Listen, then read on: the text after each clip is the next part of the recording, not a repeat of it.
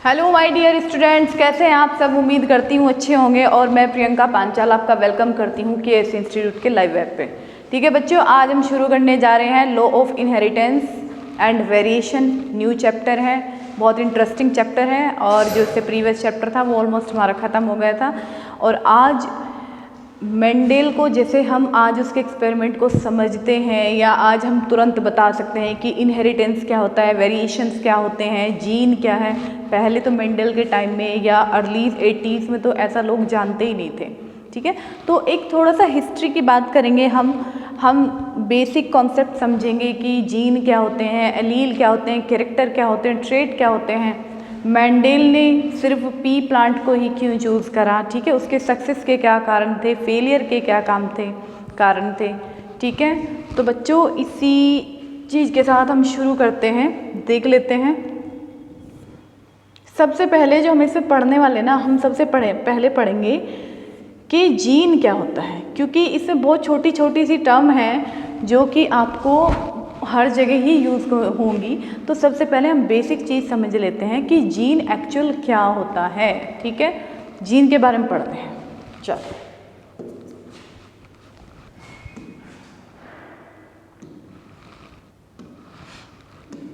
देखो,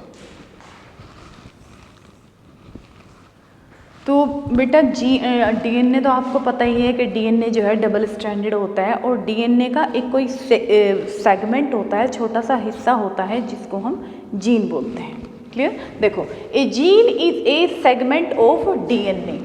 segment of DNA है। अगर मैं छोटा सा यहाँ पे आपको बना के दिखाऊं कुछ इस तरह से, ठीक है, हमें पता है डबल स्ट्रैंडेड होता है, तो इसका कोई पर्टिकुलर हिस्सा, कोई छोटा सा फ्रेगमेंट, ये क्या होते हैं, इनको ही हम क्या बोलते हैं, जीन बोलते हैं। और हमें पता है, चलो नेक्स्ट स्लाइड पे मैं समझा के दिखाऊंगी। चलो सपोज करो, अरे पेन ही गड़बड़ा गया है।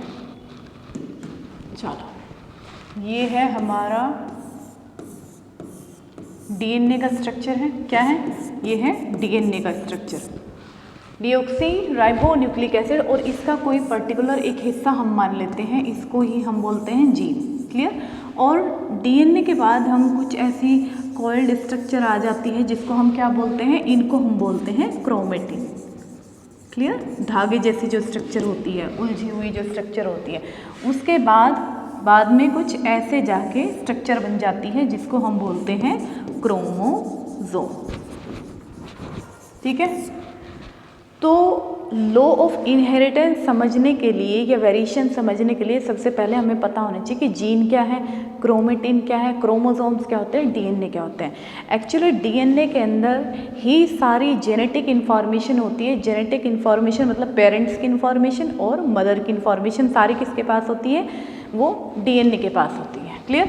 तो अगर डीएनए के इस सेगमेंट में जीन है तो इस सेगमेंट में भी कहीं जीन प्रेजेंट होगा। क्लियर है। और क्रोमोसोम्स में भी जीन अपीयर होगा। तो ये एक बहुत बेसिक सा कंसेप्ट है, पहले ये समझ में आना चाहिए। क्लियर। उसके बाद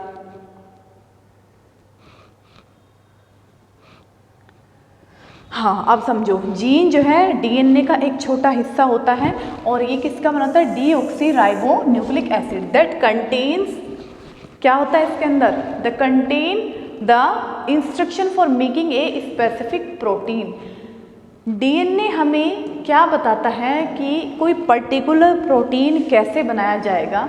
ठीक है, और making a specific protein in set of proteins, genes are the basic unit of the heredity. ठीक है, heredity and play a fundamental role in determining an organism traits. बच्चों इस लाइन का कहने का ये मतलब है, ये जीन है, जीन क्या बनाता है, अरे जीन क्या बनाता है, सेट ऑफ प्रोटीन बनाता है, सेट ऑफ प्रोटीन। ठीक है, या प्रोटीन बनाते हैं। और यही प्रोटीन जो है अपने आप को एक्सप्रेस करते हैं, अपने आप को शो करते हैं। ठीक है, जैसे एग्जाम्पल की बात करूँ मैं, अगर इस हेयर कलर हो गया, क्लियर, आईज कलर हो गया, क्लियर, और भी बहुत सारी हमारी बॉडी में जो फिजिकल अपीयरेंस है, जो चीज़ें दिखाई देती हैं, वो प्रोटीन एक्सप्रेस करता है। और वो कहाँ से लिंक होता है? जीन से। और जीन किससे कनेक्टेड होता है? डीएनए से। ठीक है, तो यही जीन होते हैं, यही सेट ऑफ प्रोटीन जो है वो, या सेट ऑफ जीन जो है वो क्या होता है? वो आगे फर्दर जनरेशन में जाता है। सपोज करो मम्मी पापा हैं, मदर है और फादर है, उनसे ही जो जीन हैं वो किस में जा रहे हैं? उनके बच्चों में जाते हैं।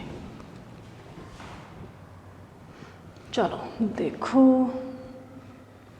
हाँ, और ये एक सबसे जो बेसिक यूनिट होती है, बेसिक यूनिट ऑफ हेरिडिटी। यानी अगर आपको आनुवंशिकता समझनी है, यानी अगर आपको ये समझना है कि ऐसे कौन कौन से कैरेक्टर हैं जो मेरे अंदर आए हैं, तो उसको समझने के लिए सबसे पहले हमें जीन को समझना बहुत ज़रूरी है। क्योंकि जब तक हम जीन या कोई स्पेसिफिक प्रोटीन के बारे में नहीं समझेंगे, तब तक हमें कैरेक्टर जो है आइडेंटिफाई नहीं होंगे। और fundamental role in determining and organism trait. जिस टाइम पे मेंडल अपने एक्सपेरिमेंट कर रहा था, उस टाइम जीन शब्द जो है उसे कोई जानता नहीं था, तब तक उसको कैरेक्टर या ट्रेट्स के नाम से पहचाना जाता था। ठीक है, कैरेक्टरिस्टिक्स एंड फंक्शंस, और क्या क्या इसमें चीज़ें होती हैं? कैरेक्टरिस्टिक होते हैं और फंक्शन भी। They are pass from one generation to the next generation during reproduction and are responsible for diversity of the life on earth.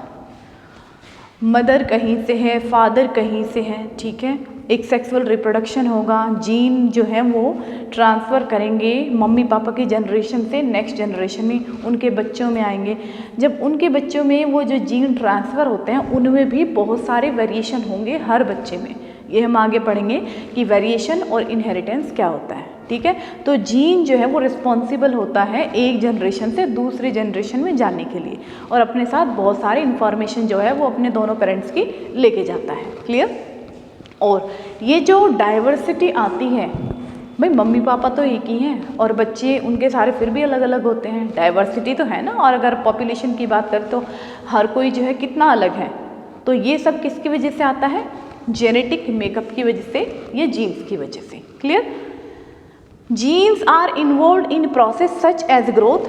Gene का जो प्रोसेस है, जीन जो बनता है तो किस चीज़ में हेल्प करता है? ग्रोथ में।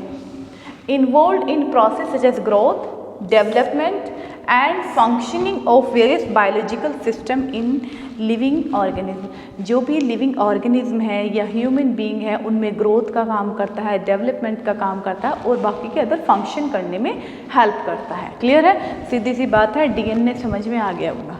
चलो अब कुछ और थोड़ी सी बेसिक डेफिनेशन हम समझते हैं एक्सपेरिमेंट को शुरू करने से पहले।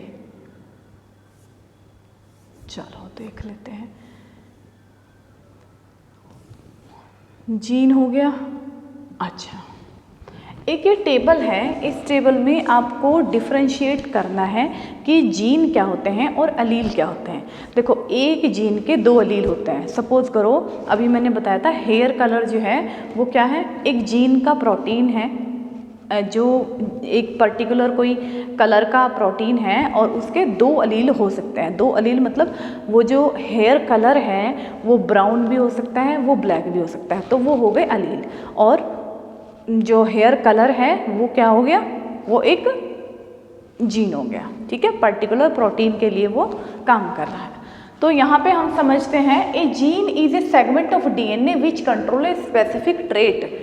किसी स्पेसिफिक प्रोटीन को कंट्रोल करने का काम जो है वो जीन करता है। क्लियर? और अगर मैं इसकी बात करूँ, जो अलील है, अलील is a variant of a particular gene. किसी जीन का कोई पर्टिकुलर वेरिएंट है, वेरिएंट बोलते हैं ना, जैसे कोरोना का वेरिएंट है या किसी और का दूसरा कोई सब रूप है, दूसरा कोई रूप आया है उसका। ठीक है, तो अलील क्या है? उसके रूप हैं। क्लियर है? पर्टिकुलर वेरिएंट होते हैं। उसके बाद जीन की बात करें, a single gene is determine a particular trait. कोई एक सिंगल जीन ही पर्टिकुलर ट्रेट के लिए या प्रोटीन के लिए एक्सप्रेस होता है, जबकि इसमें दो या उससे ज़्यादा अलील जो है उनकी वजह से वेरिएशन आता है। क्लियर? उसके बाद found in all known organism, जिनको हम मोस्टली जानते हैं उसमें सभी में क्या होते हैं? डीएनए पाया जाता है, लेकिन can be identified in multi genome organism, जिसमें मल्टी जीनोम हो, बहुत सारे जो जीनोमिक स्ट्रक्चर हैं, जो डीएनए है, उसमें हम इसको क्लियरली आइडेंटिफाई करते हैं। Clear? Occurs as individual unit, यानी कोई एक सिंगल यूनिट होगी, कोई भी एक यूनिट जो है, यूनिट का मतलब एक। ऑलवेज अकर इन पेयर्स, लेकिन हमेशा, अभी पढ़े थे ना कि हेयर कलर अगर ब्लैक है और ब्राउन है, तो यानी ये हमेशा पेयर में होंगे और जो जीन है वो सिंगल होगा। Encode for a single protein करता है, जबकि इसमें ये ऑपोजिट फिनोटाइप बनाता है। फिनोटाइप का मतलब होगा, आगे समझाऊंगी, कि फिजिकल अपीयरेंस के बेसिस पे हम उसको आइडेंटिफाई कर सकते हैं कि वो ब्राउन है या फिर वो ब्लैक कलर है। क्लियर है? ठीक है, ये जीन की डेफिनेशन होगी, एलील की डेफिनेशन होगी। उसके आगे हम बात करते हैं, हाँ देखो ये भी एक बहुत इंपॉर्टेंट पॉइंट है, तुमको समझ में आ रहा है बच्चों? चलो कोशिश करना। ये क्या है, ये सपोज करो दोनों ही पेरेंट है, ठीक है, पेरेंट है। एक क्रोमोसोम आया है फादर से और एक क्रोमोसोम आया है मदर से, ठीक है भाई। जब 2n या जाइगोट बनना है सेक्सुअल रिप्रोडक्शन के थ्रू, तो 23 पेयर किसके होते हैं? मेल के। 23 पेयर किसके होते हैं? फीमेल के। तो उसमें से हम एक मान लेते हैं कि ये एक पेयर जो है मेल का है और एक पेयर जो है फीमेल का है। अब इसमें बात समझो, इसमें हम देखेंगे होमोलोगस क्रोमोसोम किसको कहते हैं, जीन लोकस क्या है, पेयर ऑफ एलील क्या है और 3 जीन पेयर क्या है। समझो, सबसे पहले ये जो है a pair of homologous chromosomes in the unduplicated state, most often one derived from a male parent and other from a female parent। जैसा मैंने अभी कहा, ये अनडुप्लीकेटेड है, मतलब सिंगल है, सेपरेट है, इनका कोई अभी डुप्लीकेशन नहीं हुआ है, अपने जैसे इसने कोई जेनेटिक कॉपी नहीं बनाई है। क्लियर? तो एक मेल से आएगा, एक फीमेल से आता है, उनको हम क्या बोलते हैं? होमोलोगस। होमोलोगस का मतलब बिल्कुल सेम होंगे। देखो देखने में इनकी जो हाइट है, स्ट्रक्चर है, बिल्कुल एक जैसी दिखाई दे रही है। क्लियर है? तो वो होंगे होमोलोगस। उसके बाद बात करते हैं ए जीन लोकस। लोकस का ही प्लूरल होता है लोकाई, ठीक है। लोकाई क्या है या लोकेशन क्या है? The location of the particular gene on A chromosome. Suppose करो ये क्रोमोसोम था, ठीक है, और किसी पर्टिकुलर जगह पे, किसी पर्टिकुलर लोकेशन पे अगर कोई जीन प्रेजेंट है, तो इसको हम क्या बोलेंगे? इसको हम बोलेंगे जीन लोकस। और बहुत सारे जीन प्रेजेंट है तो जीन लोकाई। क्लियर? उसके बाद पेयर ऑफ एलील क्या होते हैं? देखो ये लोकस है, पर्टिकुलर जीन है, इसमें ये जीन लोकस हो गया। अब देखो एलील क्या है? Pair of allele alternative form of a gene to at a given locus on homologous chromosomes. यानी होमोलोगस क्रोमोसोम्स पे जो जोड़ा है, जो पेयर है, ठीक है, एक इसका मेल का और एक फीमेल का, होमोलोगस जो क्रोमोसोम्स है उस पे जो पेयर ऑफ एलील होगा, ठीक है। क्लियर है? उसके बाद है 3 जीन पेयर। 3 जीन पेयर क्या होते हैं? At 3 different loci on homologous chromosomes same things as 3 pairs of allele.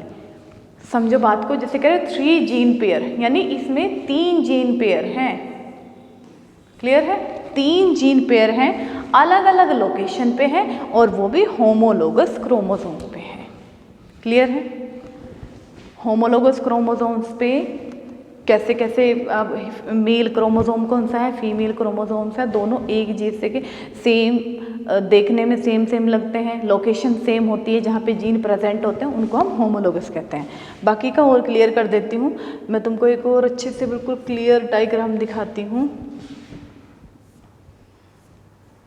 देखो ये समझ में आ रहा होगा, ये शायद तुमको अच्छे से क्लियर होगा, विजुलाइज होगा। होमोलोगस एंड होमोजाइगस में क्या अंतर है, क्योंकि ये टर्म्स आपको इस चैप्टर में बार बार देखने को, सुनने को मिलेगी। तो होमोलोगस एंड होमोजाइगस क्या है? क्रोमोसोम्स, सपोज करो ये मैंने बताया था, ये पेरेंट के क्रोमोसोम्स है, ये मेल है और ये फीमेल है, ये दोनों होमोलोगस है। और यहाँ पे बात को समझो, ये सेम लेंथ के होते हैं, ठीक है, सेम जीन लोकेशन होते हैं, तो इसलिए हम इनको क्या बोलते हैं? होमोलोगस। सेम लेंथ है, सेम इनके अंदर इसी लोकेशन पे जीन प्रेजेंट है, क्लियर। और अब इनका होगा रिप्लिकेशन। रिप्लिकेशन कहाँ होगा? सिंथेटिक फेज में रिप्लिकेशन होता है। अब ये रिप्लाई करने के लिए जाते हैं, लेकिन यहाँ पे जैसे हम इसको 1 बोल रहे हैं ना, और इसको भी हमने 1 सेट ऑफ क्रोमोसोम बोला, तो ये भी 1 सेट ऑफ क्रोमोसोम होगा, ये भी 1 सेट ऑफ क्रोमोसोम होगा, लेकिन जो डीएनए का कंटेंट है वो डबल हो जाएगा। क्लियर हो जाएगा? डबल हो जाएगा। तो होमोलोगस क्रोमोसोम्स क्या होते हैं? ऐसे क्रोमोसोम्स होते हैं जो बिल्कुल सेम लेंथ के होते हैं और सेम जीन जो है उन पे प्रेजेंट, सेम जीन लोकेशन होते हैं, उनको हम होमोलोगस बोलते हैं। क्लियर है? होमोजाइगस क्या है? देखो, define as gene with same allele on chromosome. Suppose करो, हाँ, किसी भी ये जो जीन है इसके 2 अलील हो सकते हैं। क्लियर? एक ऐसे हम लिख सकते हैं और एक को हम ऐसे लिख सकते हैं। क्लियर? अब देखो, ये जो होमोजाइगस है इसमें जो अलील है वो कैसे है? कैपिटल ए में। क्लियर? और यानी ये भी कैसा है? ये भी होमोजाइगस है, सॉरी होमोलोगस है, और ये भी होमोलोगस है। उसके साथ साथ ये होमोजाइगस क्यों है?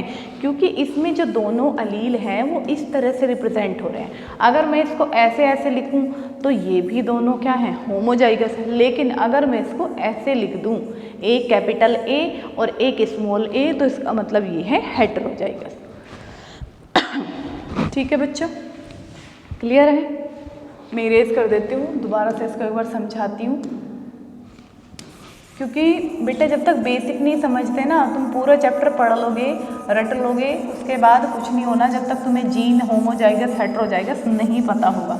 और मैं तुमको ये जो डायग्राम है वो इसलिए लेके आती हूँ ताकि वो दिमाग में रहे, वो जो छवि है ना वो डायग्राम की, वो तुम्हारे दिमाग में रहे, ताकि तुम उसको भूलो ना। सॉरी।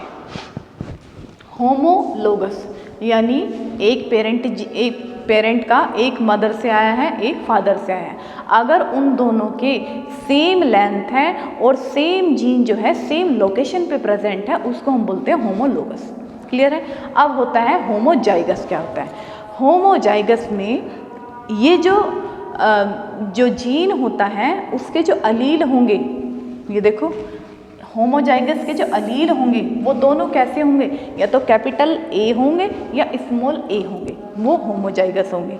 अगर हेटेरोजाइगस की बात करें तो हेटेरोजाइगस के जो अलील होगा वो कैसा होगा? या तो कैपिटल ए और स्मॉल ए। हेटेरो मतलब अलग अलग, डिफरेंट। तो तुमको शायद अंतर समझ में आ गया होगा, क्लियर हो गया होगा। अच्छा, देखो यहाँ भी देख लो एक बार, ये होमोलोगस देख ले तो होमोलोगस अलील और gene are those with are similar structure होती है एंड आर लोकेटेड, हाँ, and are located on same position. Locus मैंने बताया था, लोकस जो होता है एक पर्टिकुलर लोकेशन होती है जहाँ पे जीन जो है प्रेजेंट होता है क्रोमोसोम पे। They can be either dominant और रिसेसिव। मैंने भी बताया था कि डोमिनेंट क्या होता है? डोमिनेंट मतलब जिसका प्रभाव होगा, या तो वो कैपिटल ए होगा, ठीक है, जिसका प्रभाव होगा, जो कैपिटल लेटर से हम डिनोट करते हैं उसको हम डोमिनेंट बोलते हैं। रिसेसिव को हम कैसे डिनोट करेंगे? रिसेसिव को हम डिनोट करते हैं स्मॉल लेटर से। क्लियर? तो ये जो होमोलोगस होता है ये या तो डोमिनेंट होगा या फिर ये रिसेसिव होगा, but they have the same और वेरी सिमिलर जेनेटिक इंफॉर्मेशन। इनके पास, दोनों के पास लगभग सेम जेनेटिक इन्फॉर्मेशन होगी और उसी को ये पास करते हैं अपनी फर्दर जनरेशन में। ये तो होगी होमोलोगस की बात। क्लियर है? अब है heterologous. Heterologous allele are genes that are those are dissimilar in structure और फंक्शन, जो एक दूसरे से स्ट्रक्चर में भी और फंक्शन में भी बिल्कुल अलग होंगे। ठीक है? Typically located on different loci, और उसकी जो लोकेशन होगी क्रोमोसोम पे, सपोज करो होमोजाइगस में क्या होगा? दोनों जीन जो है यहीं प्रेजेंट होंगे, ये थे होमो। क्लियर? हेटेरोजाइगस में एक सपोज यहाँ प्रेजेंट है और एक यहाँ प्रेजेंट है, तो वो कैसा होगा? वो होगा हेटेरोजाइगस। क्लियर है? दोनों के अलग अलग स्ट्रक्चर होंगी, अलग अलग ही उसके फंक्शन होंगे, अलग उसकी लोकेशन होंगी। They are unrelated in terms of their trait, they are controlled, they in Mendel's law heterologous genes are not directly involved in the principle of dominance and recessive inheritance, as these concepts primarily apply to homologous, ये भैया ये हट जाओ जरा, हाँ, homologous gene pair. यानी starting में क्या होता है, ये जो हेट्रोलोगस का जो कॉन्सेप्ट है वो मेंडल के लॉ पे डिपेंड नहीं करता, जिसको कि हमने रिसेसिव इनहेरिटेंस या फिर क्या बोला है, होमोलोगस जीन पेयर। क्लियर है? तो होमोलोगस और हेट्रोलोगस क्लियर है, समझ में आ गया होगा डायग्राम से। बाकी बहुत सारी चीज़ें तुमको समझ में आ गई होगी। हाँ, अब एक बार ज़रा हम एनसीईआरटी की लाइन देख लेते हैं जो आपकी एनसीईआरटी में है।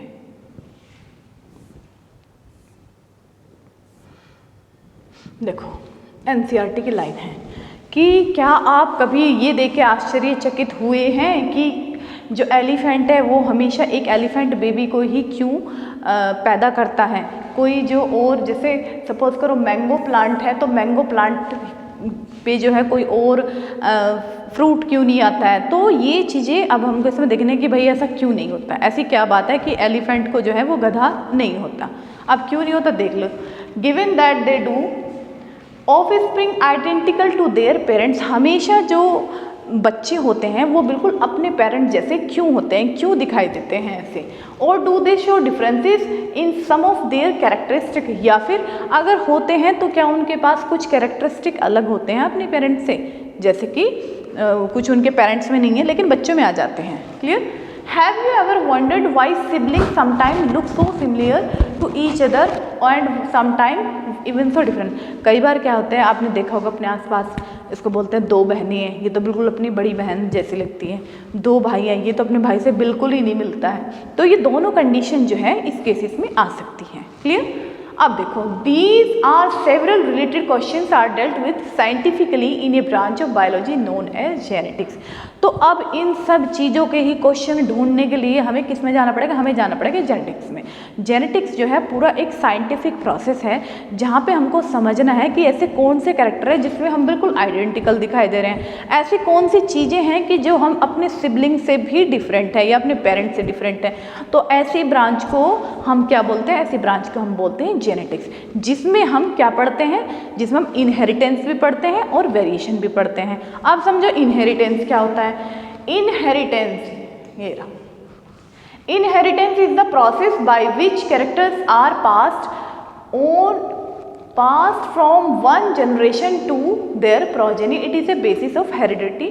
very very important है कि इनहेरिटेंस क्या होता है। इनहेरिटेंस का मतलब होता है कि ये एक ऐसा प्रोसेस है जिसमें जो हमारे पेरेंट्स के जो जीन हैं, जो गुणसूत्र हैं, वो आगे फर्दर उनके बच्चों में जा रहे हैं। इनहेरिडिटी हो रही है, उनको हेरिडिटी हो रही है। ठीक है, यानी आनुवंशिक गुण जो है वो बच्चों में जा रहे हैं, पेरेंट्स टू देयर प्रोजेनी, उसको हम बोलते हैं इनहेरिटेंस।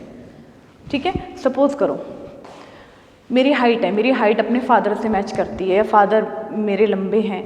ठीक है, तो जो मेरा जो पापा का जो जीन है वो मेरे अंदर चला गया है, तो ये क्या है? ये एक इनहेरिटेंस है। क्लियर है? वेरिएशन क्या है? Variation is the degree by which progeny differ from their parents. Variation क्या होता है कि कुछ चीज़ें तो उनसे मुझे मिली हैं, लेकिन उसके बावजूद भी बहुत सारी चीज़ें ऐसी हैं जो मुझ में, मम्मी पापा में मैच नहीं करते, उसको ही हम बोलते हैं वेरिएशन। और वो कितना डिग्री वेरीड है, मैं कितना डिफरेंट, कितनी उनसे अलग हूँ, उसको ही हम बोलते हैं वेरिएशन। तो दोनों डेफिनेशन बेटा तुमको आनी चाहिए कि दोनों ही इम्पोर्टेंट है कि इनहेरिटेंस क्या है और वेरिएशन क्या है। इनहेरिटेंस में क्या होगा? वही जीन पास होता है जो मदर फादर में भी था, वो बच्चों में जा रहा है। वेरिएशन क्या है कि सिमिलैरिटी तो है लेकिन उसके साथ साथ कुछ डिससिमिलैरिटी भी आते हैं, हम कुछ अलग होते हैं, वो वेरिएशन होता है। Clear? Humans knew from as early 8000 to 1000 before Christ that one of the cause of variation was hidden section. पहले के जो ह्यूमंस थे बिफोर क्राइस्ट, जो डेट इसमें दी है कि 8000 से 1000 बिफोर क्राइस्ट, लोगों को ये तो पता था, इतने तो वो अवेयर थे कि कुछ ना कुछ जो है इसका राज छुपा है सेक्सुअल रिप्रोडक्शन, ठीक है, कि ये वेरिएशंस क्यों आते हैं। नेचुरली हाँ, they exploited variations that are naturally present in the wild population of plant and animals, selectively breed and selected for organisms that possess desirable characters. Example, यानी उस टाइम के लोगों ने क्या करा, उन्होंने देखा कि भाई कुछ तो लिंक है सेक्सुअल रिप्रोडक्शन से, कि चीज़ें जो हैं या हम लोगों में जो है वेरिएशंस आते हैं, हम अलग अलग हैं।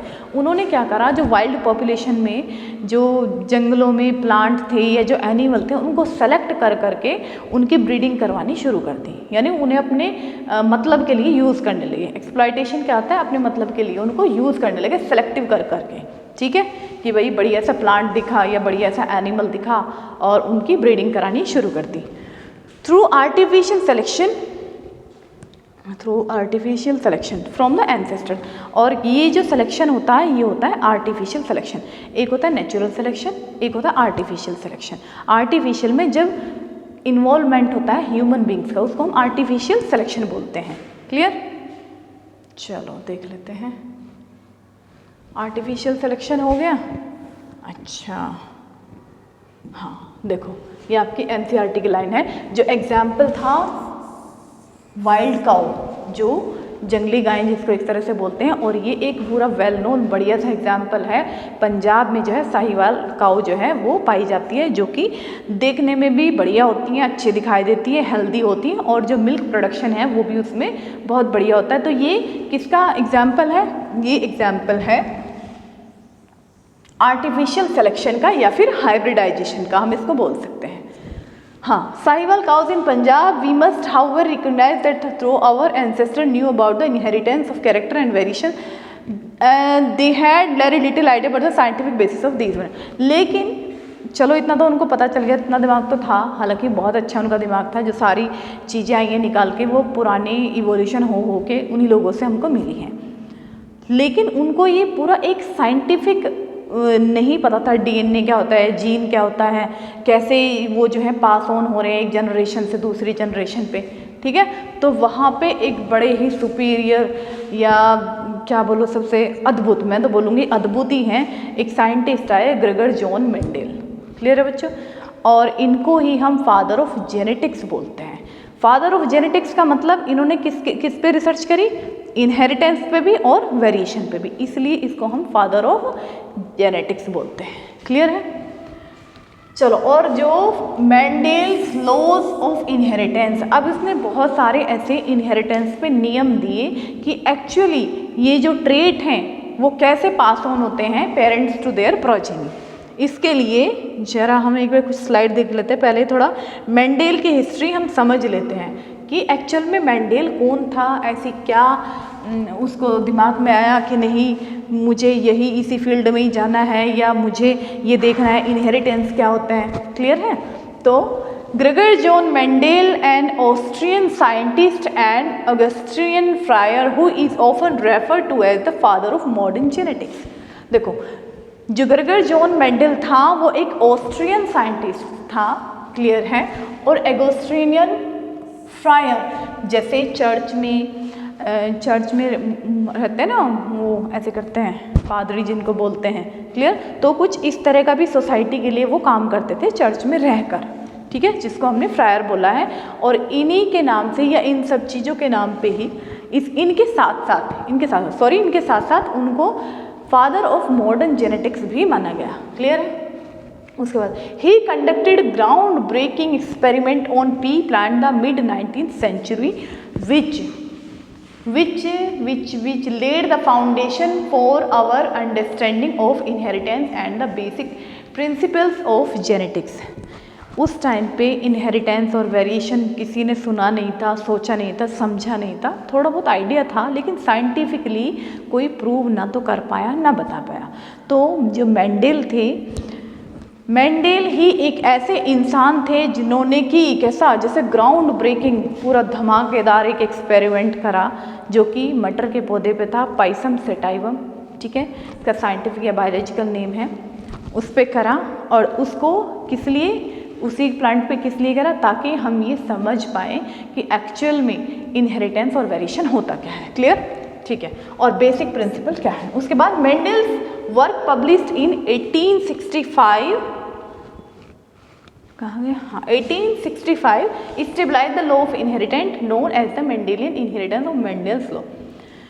अनफॉर्चुनेटली इन सब चीज़ों के साथ साथ मेंडेलियन जो है एक मैथमेटिशियन या फिर एक स्टैटिस्टिकल डाटा वाले जो एक साइंटिस्ट थे, यानी जो रिलेटेड है मैथ से या कैलकुलेशन से।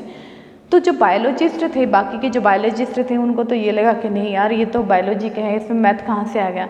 तो उनके रिजेक्शन के चांसेस जो हैं वो बहुत ज़्यादा हो गए। लोग उनको एक्सेप्ट नहीं कर पा रहे थे कि बायोलॉजी में एक्चुअल में मैथ का क्या काम है। तो इनका जो एक्सपेरिमेंट चला वो 7 सालों तक चला, 7 ईयर तक चला, ठीक है।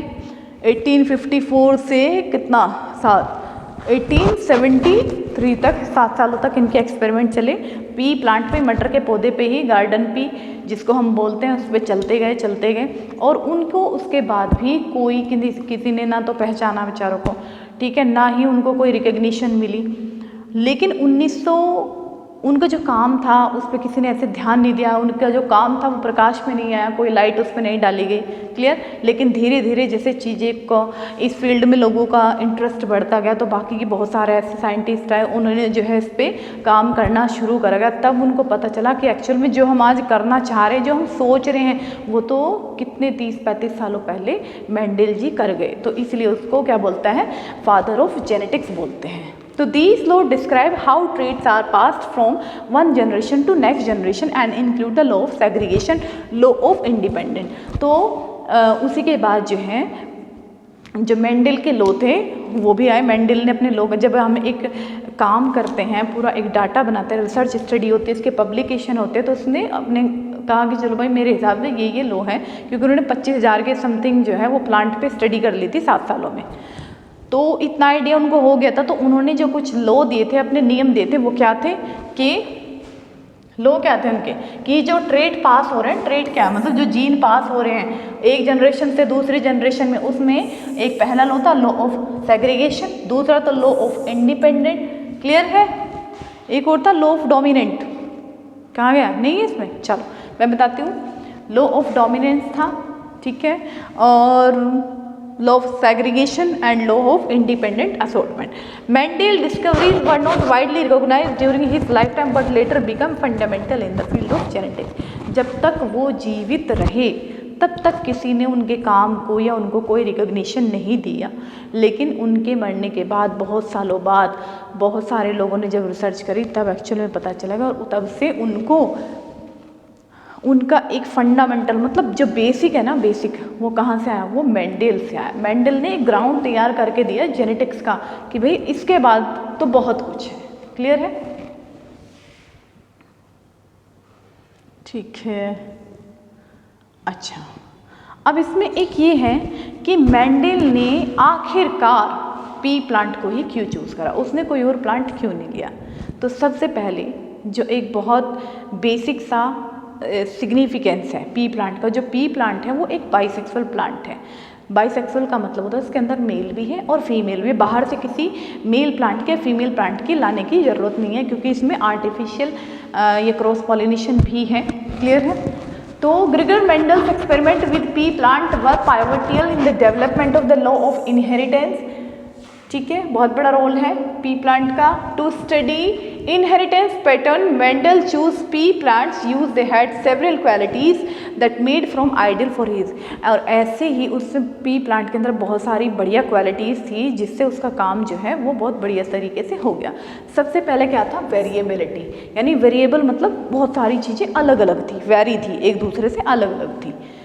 Pea plant had easily distinguishable trait with clear variation such as seed color, seed shape and flower colour. ऐसे बहुत सारे शायद 200-250 के आसपास जो है ऐसे कैरेक्टर थे। कैरेक्टर मतलब जिससे जो चीज़ें एक्सप्रेस हो रही थी, लेकिन उसमें से मेंडल ने सिर्फ 7 को ही प्रेफरेंस दी। और वो उसमें से भी पी प्लांट किस लिए वेरिएबल था, उसका कलर भी अलग से पहचान जाता है। जब ग्रीन होता है, जब येलो होता है, फ्लावर की पोजीशन हमें एक्सियल पता चल जाती है, टर्मिनल पता चल जाती है। क्लियर है। फ्लावर का कलर वाइट है कि वायलेट है। तो मतलब ये इतना बढ़िया था ना मेंडल के लिए कि पी प्लांट के अंदर इतनी सारी क्वालिटी हैं कि अगर एक जीन लिया तो उसके 2 अलील जो हैं वो क्लियरली दिखाई दे रहे थे, विजुअल थे। क्लियर। उसके बाद है ट्रू ब्रीडिंग। सच्ची ब्रीडिंग क्या होती है?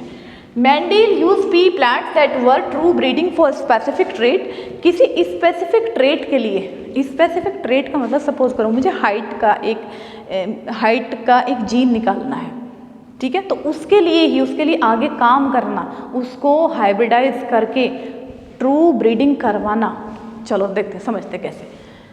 हाँ, for a specific trait this ensure that when they are self fertilize they consistently produce offspring with the same trait.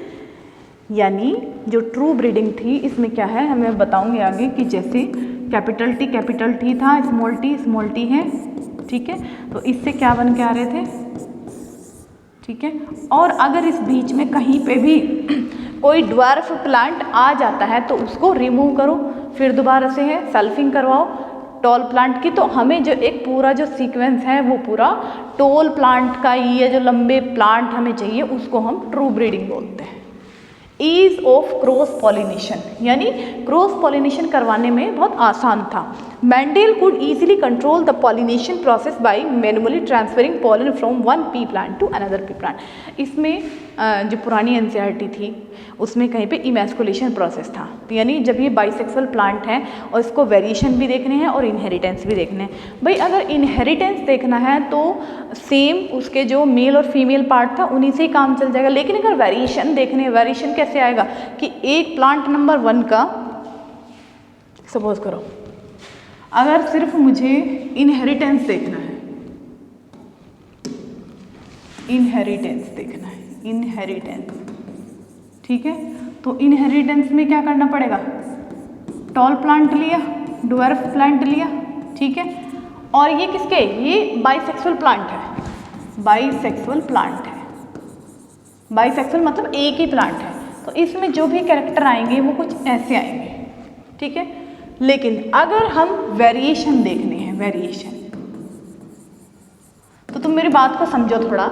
इस प्लांट में तो सारे जो कैरेक्टर आएंगे, जो जीन पास होंगे, या तो वो पेरेंट से ही मिलते जुलते होंगे ना, जो उसके पास है, जो होमोजाइगस है।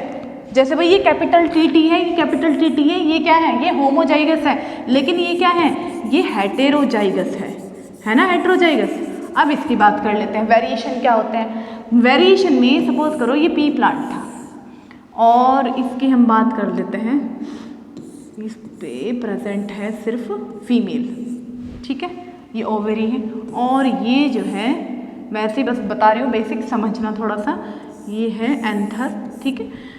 ये दोनों अलग अलग प्लांट हैं, वन प्लांट है, ये दूसरा प्लांट है। तो इस पे वेरिएशन कब आएंगे, जब किसी दूसरे प्लांट से हम क्रॉस पॉलिनेशन करवाएंगे, तभी तो हमें वेरिएशन पता चलेंगे। अगर हम एक ही प्लांट से पॉलिनेशन करवाते जाएंगे तो हमें वेरिएशन कहाँ मिलेंगे, ये हमने शायद पहले भी पढ़ा है, ठीक है। तो उसके लिए क्रॉस पॉलिनेशन का होना ज़रूरी था। तो मेंडल उसको ईजिली क्या कर पा रहा था, कंट्रोल कर पा रहा था पॉलिनेशन को by the help of emasculation. Emasculation का मतलब है कि ये वाला जो प्लांट था, इसमें सपोज करो दोनों थे, और इसमें मेरी ड्राइंग जो है बच्चों बहुत ज़्यादा अच्छी नहीं है, समझने की कोशिश करना, भावनाओं पे ध्यान देना। तो यही अगर हम इस पे पॉलन जो है इस पे जाके गिरेंगे तो क्या होगा, सेम जो है वो जीन जो है वो आगे जनरेशन टू जनरेशन चलते चले जाएंगे। लेकिन यहाँ पे हमने क्या करा, इसको जो है कट कर दिया। इसको कट करने के प्रोसेस को ही हम इमैस्कुलेशन बोलते हैं। क्लियर है। तो मटर के पौधे में ये एक बढ़िया एडवांटेजेस था। उसके बाद है शॉर्ट जनरेशन टाइम, यानी जो पी प्लांट होता है उसकी जो खेती है 4-5 महीने में आराम से बढ़िया से हो जाती है।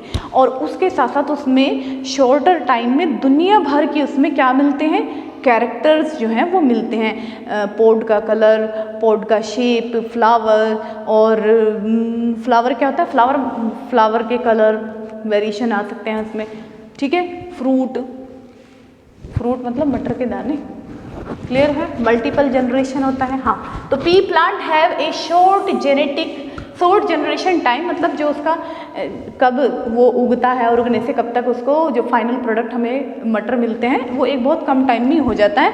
Mendel to observe multiple generation within a relatively short time frame, एक छोटे से टाइम फ्रेम में ही बहुत सारे कैरेक्टर्स जो हैं वो हमें मिल जाने हैं। आइसोलेशन, आइसोलेशन का मतलब अलग रखना, अलग क्या रख दिया देखो, Mendel isolated his plant to prevent unwanted pollination from other sources ensuring the accuracy of experiment.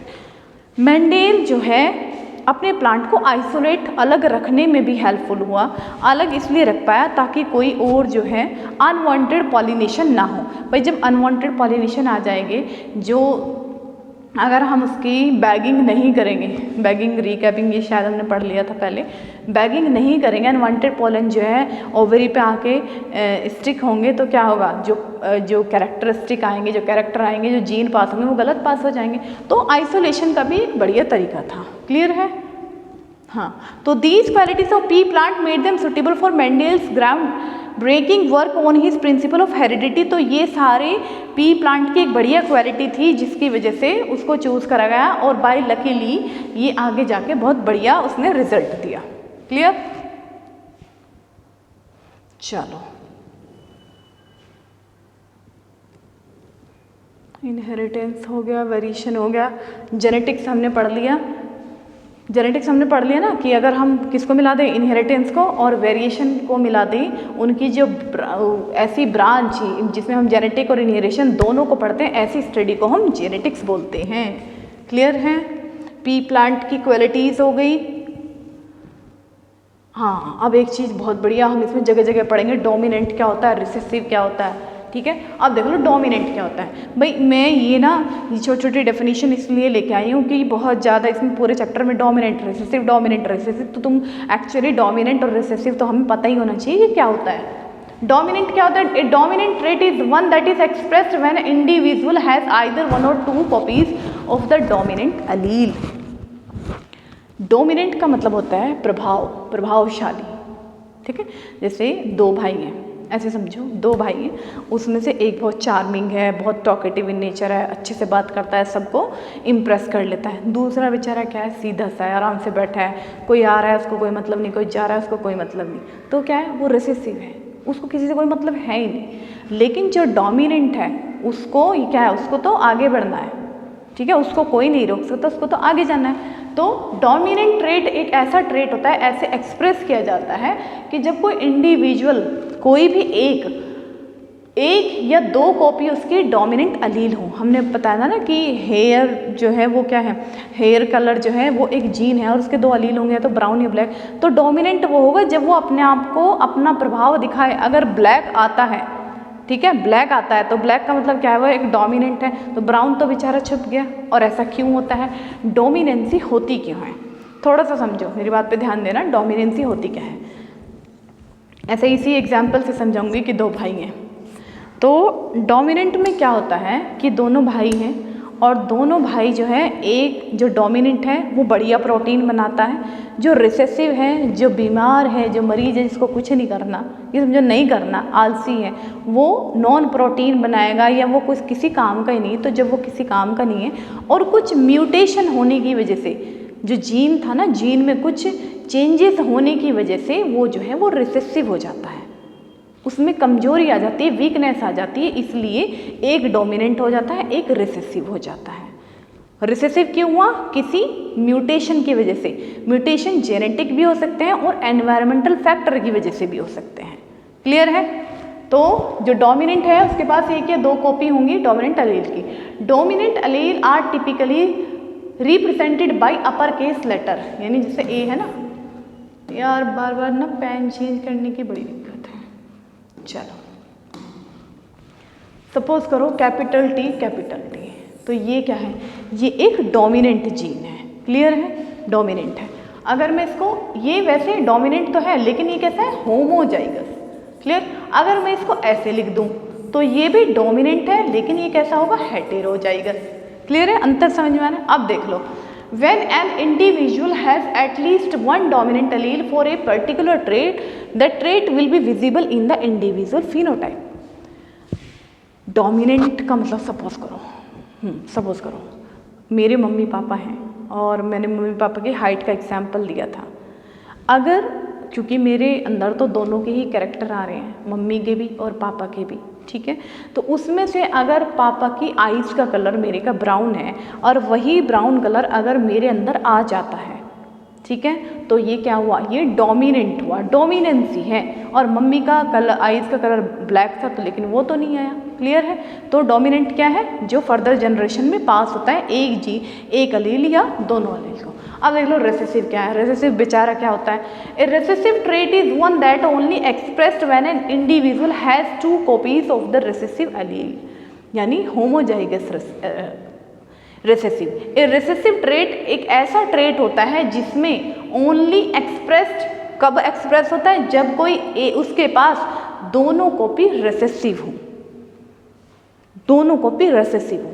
Suppose करो स्मॉल टी, ये क्या है, रेसेसिव है, इसके पास दूसरा कोई कलर ही नहीं है, दोनों ही ब्राउन कलर हैं, क्लियर है, दोनों ही ब्राउन कलर हैं, तो ये रेसेसिव हुआ, क्लियर।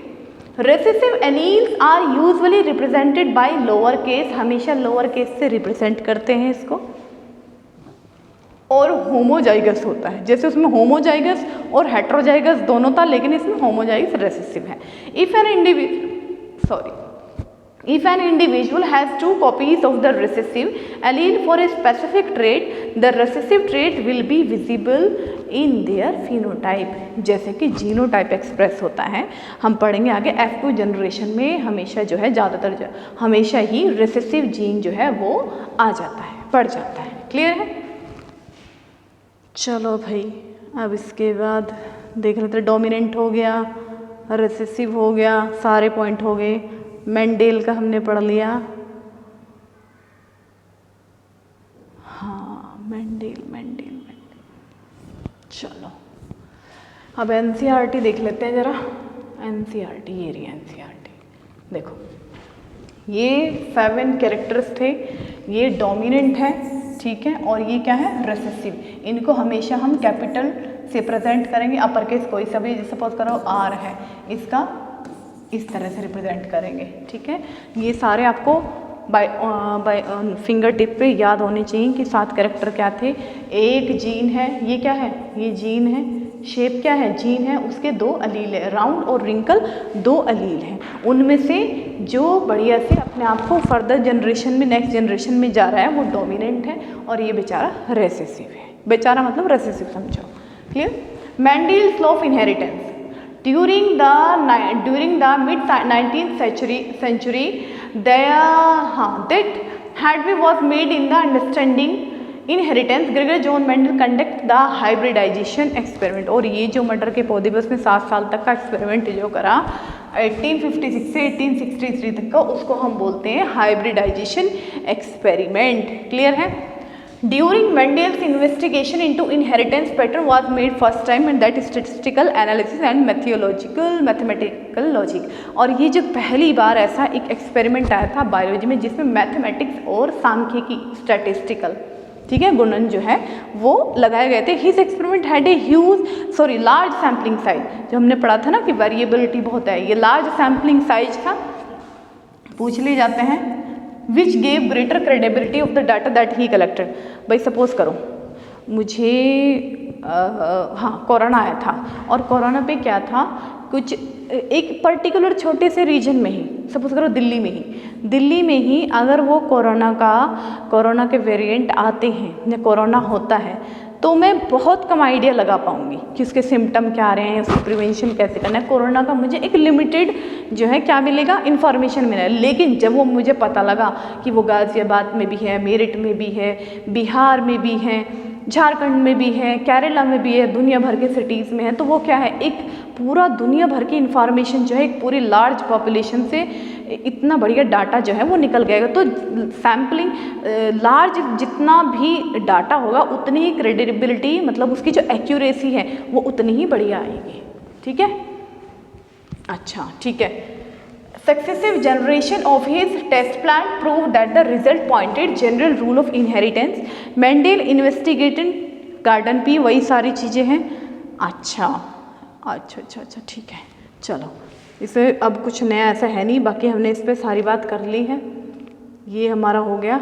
अच्छा चलो, अब इसमें मेंडेल ने क्या दिया था, सबसे पहले दिया था मोनोहाइब्रिड क्रॉस और डाईहाइब्रिड क्रॉस। अरे भैया पेन की तो गड़बड़ ही रहती है। वाइट मोनो हाइब्रिड क्रॉस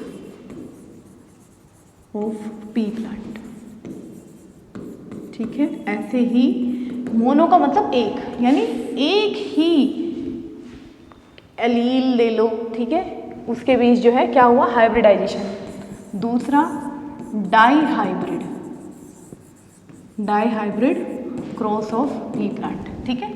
तो मोनोहाइब्रिड हम देख लेते हैं एक बार, जो मेंडल ने दिया था उसके हिसाब से क्या था।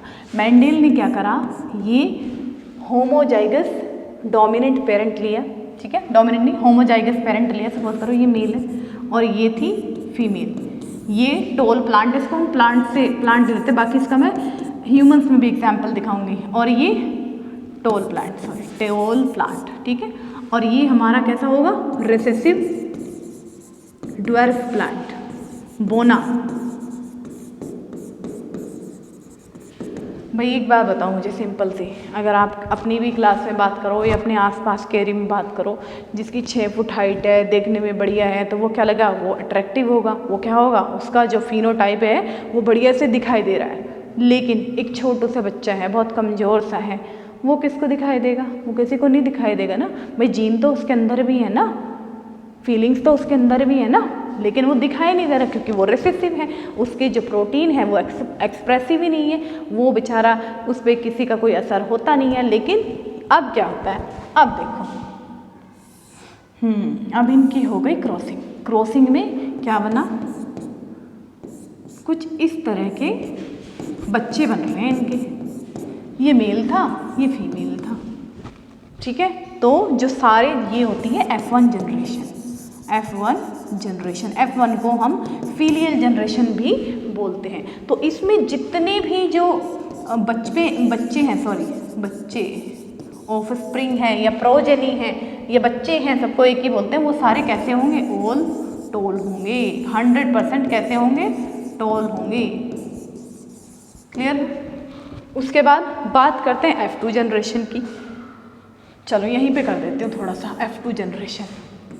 F2 जनरेशन, सपोज करो ये हमारे ग्रैंड पेरेंट्स थे, ग्रैंड पेरेंट्स से ये क्या बने, मम्मी और वो, सॉरी मम्मी नहीं, पापा और उनकी बहनें, ये सब बनी।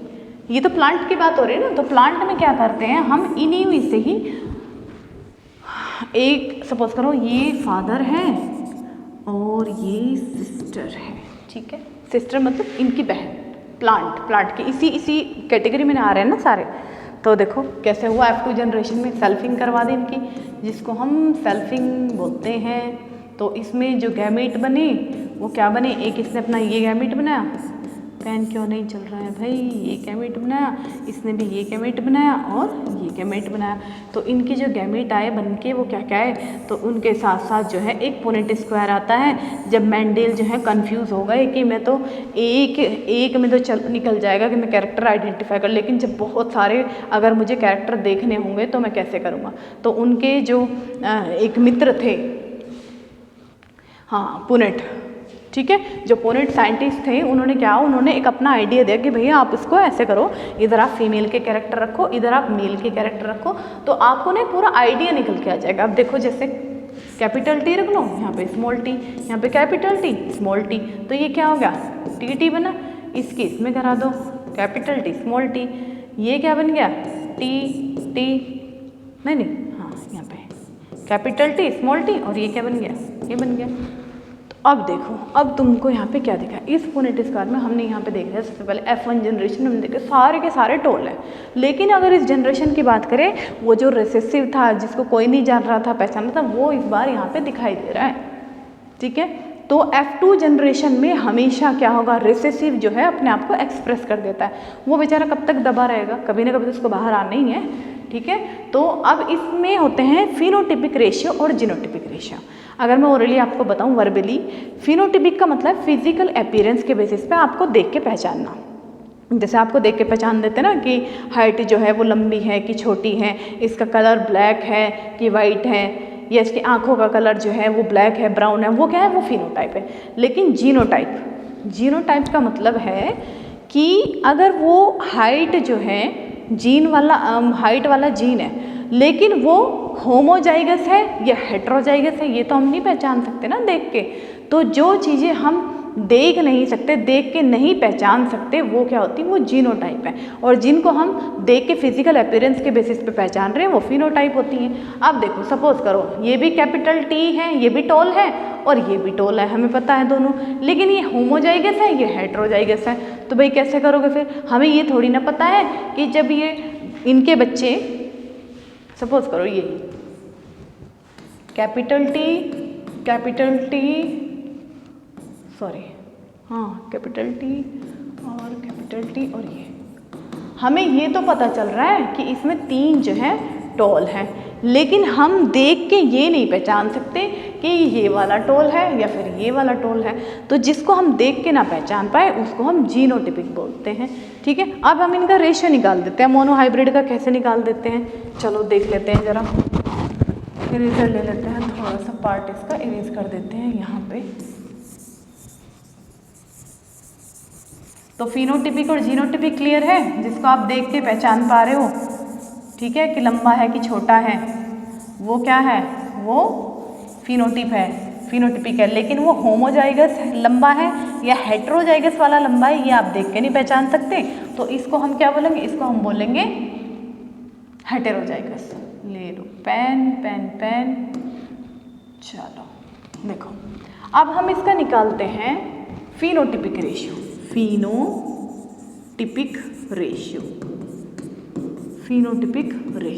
देखने में capital T ratio capital small T, तो देखने में क्या लग रहा है, 1 कैसा है, 2 नहीं ये क्या गड़बड़ कर दी हमने, हाँ इरेजर कहाँ गई,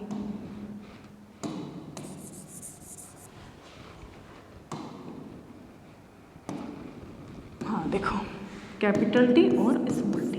देखो भाई जो कैपिटल टी वाला है वो 1 है, लेकिन ये वाला जो हेट्रोजाइगस है ये 2 है, और जो ड्वार्फ है वो कितना है, 1 है। तो फिनोटिपिक रेशियो ये आ गया। लेकिन जीनोटिपिक कैसे निकालते हैं, जीनोटिपिक रेशियो क्या है, 3 जो है वो लंबे हैं, गड़बड़ कर दी क्या हमने, है ना, और ये 1 जो है वो ड्वार्फ है। क्लियर है,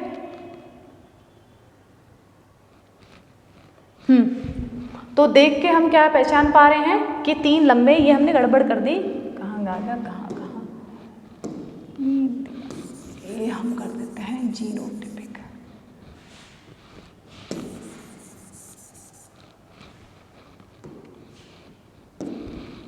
ये हो गया हमारा फिनोटाइप। अरे भैया क्या गड़बड़ हो रही है,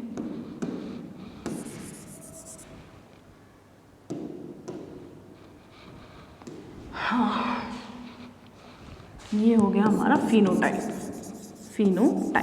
ठीक है, और ये हो गया हमारा जीनोटाइप। क्लियर है बच्चों। तो फिनोटाइप हमें पता चल रहा है देख के कि 3 लंबे हैं और 1 ड्वार्फ है, लेकिन इसमें कौन से कितने लंबे हैं कितने छोटे हैं ये हमें उसकी जेनेटिक इन्फॉर्मेशन से ही मिलेगा। डीएनए जो हम जीन कैरी कर रहे हैं उसके हिसाब से ही पता चलेगा। तो ये मोनोहाइब्रिड हुआ। मोनोहाइब्रिड के पास इसमें मैं जो ह्यूमंस में है वो तुमको एक बार ज़रा दिखा देती हूँ कि कैसे है।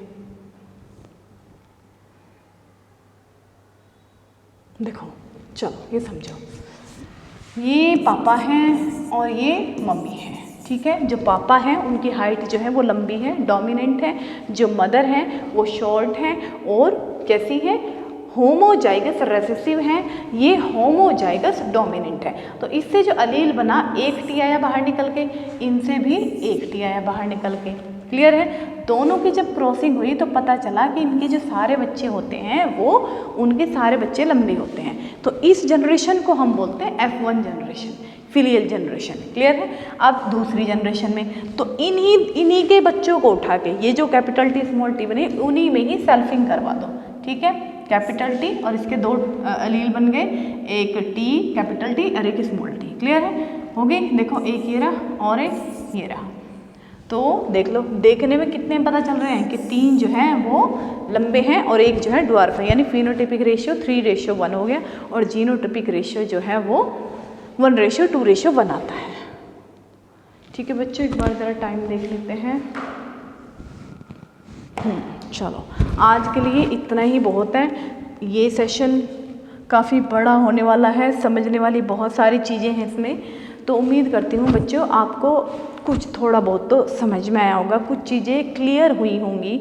अगर नहीं होती हैं तो आप मुझे कमेंट सेक्शन में प्लीज़ बताइए कि आपको किस टॉपिक पे या इससे रिलेटेड जो टॉपिक है उस पर क्या इन्फॉर्मेशन चाहिए। ठीक है, तो आज हमने क्या पढ़ा है? आज हमने होमोलोगस, हेट्रोजाइगस, लोकाई क्या होते हैं, जीन क्या होते हैं, डोमिनेंट, रिसेसिव, जीन में और अलील में क्या डिफरेंशिएशन है, मेंडेल के क्या एक्सपेरिमेंट थे, हाइब्रिडाइजेशन क्या होता है और क्या था पी प्लांट ही की चूज़ करा।